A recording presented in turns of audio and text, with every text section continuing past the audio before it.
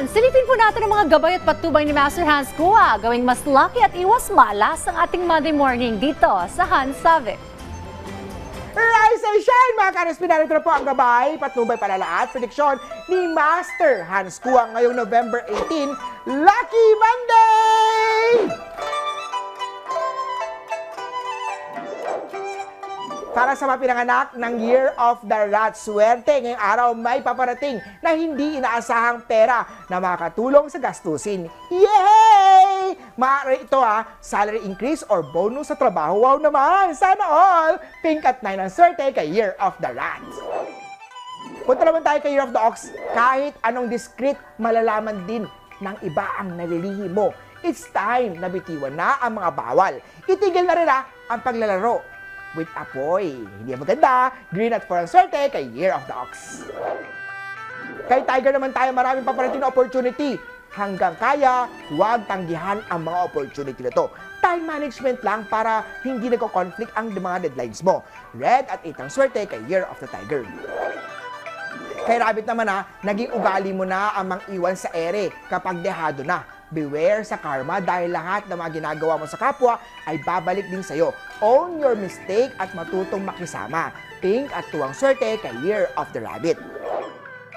Kay Dragon naman tayo, focus on self-healing. Natural sa mga dragons ang pagiging matibay through tough time. Hindi mo kailangan ng tulong ng ibang tao para harapin ang sarili mo. Purple at 2 ang swerte kay Year of the Dragon. Kay Snake naman tayo, piliin ang mga lugar na uupahan o bibilhin. Maaaring may kakabit na kamalasan yan. Ang lugar o gateway sa mga spiritual world. Tamang feng shui at rituals ang kailangan para sa posisyon ng elements. Ipa-feng shui yan, syempre, kay Master Hans Kua. Green at 5 ang swerte kay Year of the Snake. Para sa mga pinanganak ng Year of the Horse, lovers should settle their differences. Mag-usap at mag-compromise kayo ng maayos. Usapang career naman, consider na maghanap na ng malapit na tirahan o tutuluyan sa work o trabaho mo. Gold at 6 ang swerte kay Year of the Horsey. Para sa mga pinanganak ng Year of the Goat, ang mga magulang ay sinusubukan lang din tumulong sa'yo sa paraang alam nila.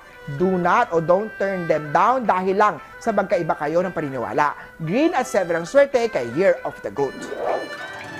Kay Monkey naman tayo, huwag mag-take risk sa pag-ibig. Plan your move, lalo na sa pag-commit ng relationship or sa kasal. Blue at 3 ang swerte kay Year of the Monkey. Sa mga rooster naman tayo, huwag maging masyadong negative mag-isip. Manifesting is real and it happen when you least expect it.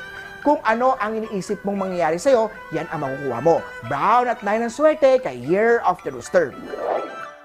Sa mga Year of the Dog naman, ayusin na ang hindi magagandang ugali tulad ng pagdadabog, pagsisigaw, at iba pang immature behavior para lang patunayan na tama ka. Spirits that are full of negativity and hate attracts more hate rather than happiness. Hindi yan magandang feng shui.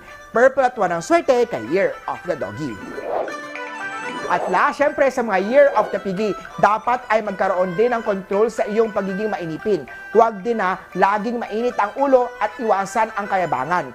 Entitled ang tawag ng mga Gen Z sa'yo. Hindi lang sa'yo, umiikot ang mundo. Pitch at 7 ang swerte kay Year of the Piggy. Muli po, ito po yung mga gabay, patnubay, palalaat, prediksyon lamang ni Master Hans Kua. Nasa inyong mga kamay, nasa lalay, ay inyong tagumpay ka always be positive at i-claim ang mga swerte, mga ka-RSP.